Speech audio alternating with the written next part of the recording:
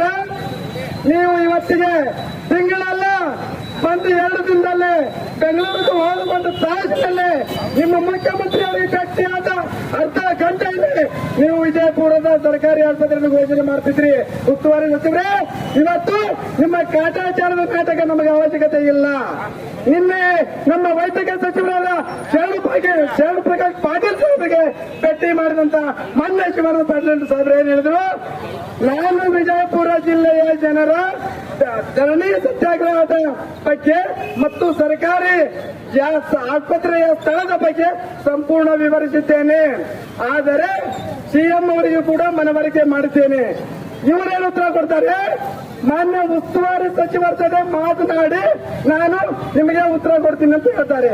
ಅಂದ್ರೆ ಉಸ್ತುವಾರಿ ಸಚಿವರೇ, ನೀವೊಬ್ಬರೇ ಟಾರ್ಗೆಟ್ ನಮಗೆ, ಇನ್ನುಳಿದವರು ಯಾರು ಅಲ್ಲ. ಉಸ್ತುವಾರಿ ಸಚಿವರು ಮಾತಾಡಿ ಉತ್ತರ ಕೊಡ್ತೀನಿ ಅಂತ ಹೇಳಿದ್ದೆ ಆದಲ್ಲಿ ನೀವೇ ಉತ್ತರ ಕೊಡಬೇಕು. ಉಸ್ತುವಾರಿ ಸಚಿವರೇ, ನೇರವಾಗಿ ನಿಮ್ಮ ಜಿಲ್ಲೆಯ ತೋಡ್ಕೊಡಿ. ಒಂದು ವೇಳೆ ನೀವು